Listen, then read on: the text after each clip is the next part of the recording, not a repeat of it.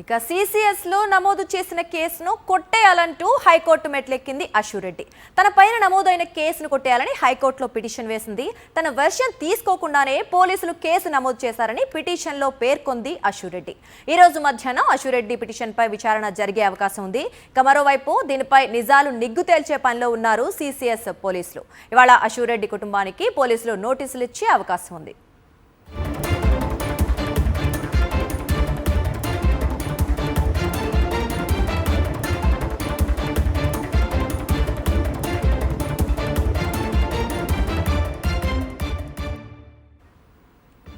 CCS లో నమోదు చేసిన కేసును కొట్టేయాలంటూ హైకోర్టు మెట్లెక్కింది అశురెడ్డి. తన పైన నమోదైన కేసును కొట్టేయాలని హైకోర్టులో పిటిషన్ వేసింది. ఇక తన వర్షన్ తీసుకోకుండానే పోలీసులు కేసు నమోదు చేశారని పిటిషన్ లో పేర్కొంది అశురెడ్డి. ఇక ఈ రోజు మధ్యాహ్నం అశురెడ్డి పిటిషన్ పై విచారణ జరిగే అవకాశం ఉంది.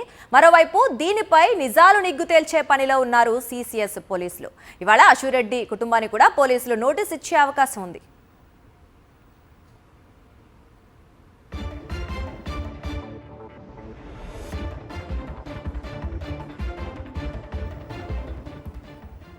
ఈ విషయం గురించి మరిన్ని అప్డేట్స్ మా కరెస్పాండెంట్ సుష్మిత అందిస్తారు.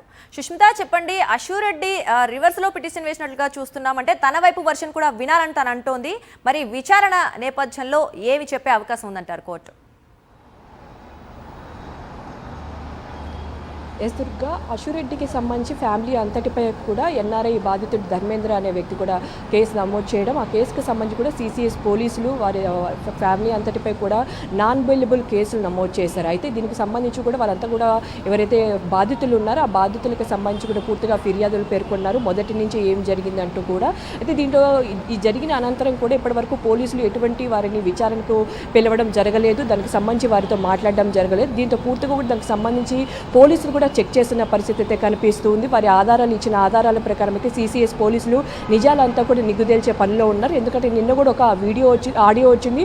ఆ ఆడియోకి సంబంధించిన ఏదైతే వాయిస్ క్లిప్పింగ్ ఉందో, అశురెడ్డి మాట్లాడుతూ ఉందో 1.5 కోట్లు నేను మేలోపు తనకు తీర్చేస్తానంటూ కూడా చెప్తుంది. అయితే మిగిలిన అమౌంట్ ఫ్యూచర్లో తను సెటిల్ అయిన అనంతరం కూడా ఇస్తానంటూ కూడా ఆ ఆడియో క్లిప్పింగ్లో ఉంది. సో దాని గురించి కూడా పూర్తిగా పోలీసులు విశదీకరిస్తున్నట్టు కూడా చెప్తూ ఉన్నారు. మరోవైపు ఈ కేసులు ఏదైతే నమోదు చేసిన అనంతరం కూడా పోలీసులు విచారణ చేయకుండా తన వర్షన్ తీసుకోకుండా ఉండడం కారణంగా కూడా అశురెడ్డి హైకోర్టు మెట్లెక్కింది. పూర్తిగా కూడా ఏదైతే కేసు నమోదు చేశారో ఆ కేసును కొట్టివేయాలంటే కూడా హైకోర్టులో పిటిషన్లో పేర్కొన్నట్టుగా కూడా చెప్తున్నారు. అయితే మొన్న నమోదు చేయగా అయితే నిన్న బెంచ్కు రాలేదు, ఇవాళ మధ్యాహ్నం లేదా సాయంత్రం వరకు బెంచ్కు వచ్చే అవకాశం ఉన్నట్టుగా కూడా తెలుస్తుంది. మరో 2-3 రోజుల్లో కూడా ఎన్ఆర్ఐ బాధితుడు ధర్మేంద్ర ఎవరైతే ఉన్నారో అతను కూడా హైదరాబాద్కి వచ్చే అవకాశం అయితే కనిపిస్తుంది. సో మొత్తంగా దీనికి సంబంధించి కూడా కేసు సిసిఎస్ పోలీసులు టేకప్ చేశారో దానికి సంబంధించి ఏదైతే ట్రాన్సాక్షన్స్ బాధితుడు ఎవరైతే అశురెడ్డికి పంపించారో దానికి సంబంధించిన అన్ని ట్రాన్సాక్షన్స్ కూడా చెక్ చేసినట్టుగా కూడా తెలుస్తుంది. పూర్తిగా అతను లోన్లు తీసుకొని మరి అశురెడ్డికి డబ్బులు పంపించినట్టుగా కూడా చెప్తూ ఉన్నారు. అయితే ఆ డబ్బులు ఒక మధ్యవర్తిత్వాన్ని ఏర్పాటు చేసి వాళ్ళ ఈ వివాదాన్ని పూర్తిగా కూడా సర్దుమణిగే ప్రయత్నం చేస్తున్నట్టుగా కూడా అశురెడ్డి ఆడియో క్లిప్లింగ్ జరగడం జరిగింది. సో మొత్తంగా కూడా చూసుకుంటే ఇప్పటివరకు సత్యనారాయణమూర్తి కానీ ధర్మేంద్ర వారు ఇప్పటివరకు బయటికి అయితే రాలేదు. అంతేకాకుండా అశురెడ్డి కూడా మీడియాతో ఎక్కడా మాట్లాడలేదు. పూర్తిగా కూడా హైకోర్టు డైరెక్ట్గా వెళ్ళింది. ఇవాళ పిటిషన్లో పేర్కొన్న అంశాన్ని ఒకవేళ కొట్టివేస్తారా లేకపోతే కేసుకు సంబంధించి ఏ విధంగా చూస్తారని కూడా చూడాల్సింది. మరోవైపు సిసిఎస్ పోలీసు కూడా ఇవాళ లేదా రేపు అశురెడ్డి కుటుంబానికి నోటీసులు ఇచ్చే అవకాశం అయితే కనిపిస్తుంది. వాళ్ళని విచారణ పిలిచి పూర్తిగా ఈ విషయాన్ని ఏదైతే ఫిర్యాదులు పేర్కొన్నారో ట్రాన్సాక్షన్స్ గురించి ఫ్రాడ్, చీటింగ్ అంటూ కూడా కేసు నమోదు చేశారు.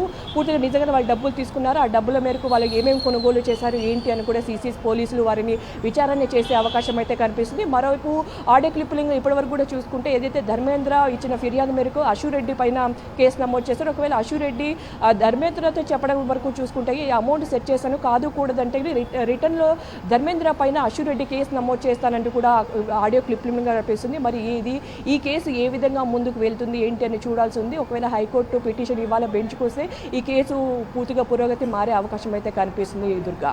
Right, thank you Susmitha.